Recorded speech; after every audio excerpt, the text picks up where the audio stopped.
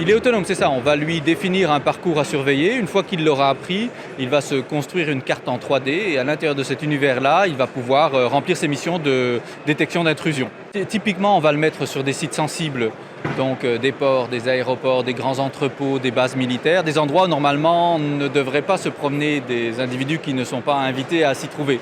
Et donc plutôt que d'envoyer des humains faire des patrouilles longues sur des très très grands sites et qui sont parfois pénibles, on envoie le robot la nuit et donc il peut patrouiller sans arrêt 12 heures d'affilée. En fait, le système utilise une technologie qui s'appelle SLAM qui permet en fait à la machine de elle-même se localiser dans son univers. Donc elle n'a pas besoin de coordonnées satellites. En fait, elle reconnaît son univers comme un humain et ensuite elle se promène dedans. Et évidemment, elle est équipée de caméras qui lui permettent de faire de l'analyse et de faire la différence entre un humain, une vache, un chien ou un oiseau.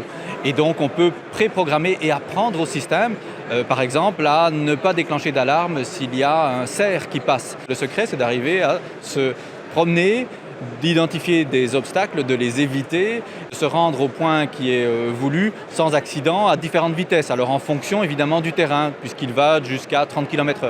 Est-ce qu'on peut connaître son prix? Non.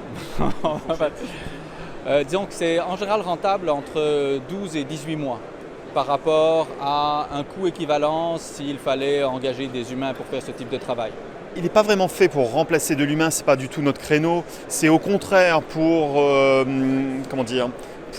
compléter le travail de l'homme et surtout retirer les tâches compliquées à l'homme. Donc ça va être plutôt l'ami de l'homme.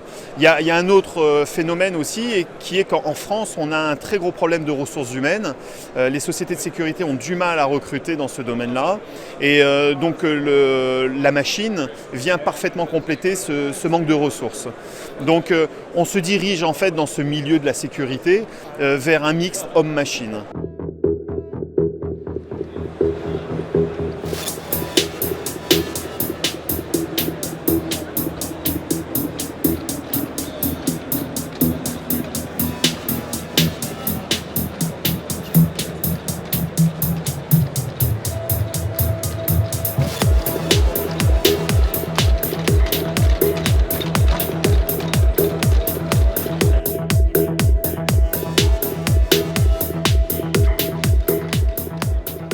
It is used for inspection, security, patrolling, defense, anything where you need a sensor placed on top and to go into difficult terrain.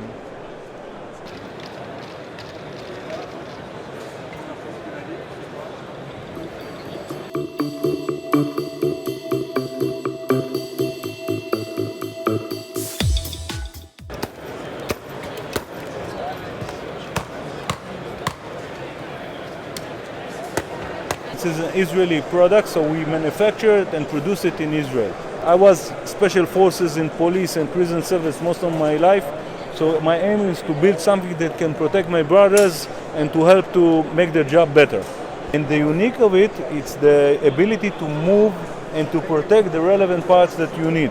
For example, if you need more protection, less protection on the legs and more protection on the sides, easy to install it, easy to work, the ability of it to absorb the trauma is very massive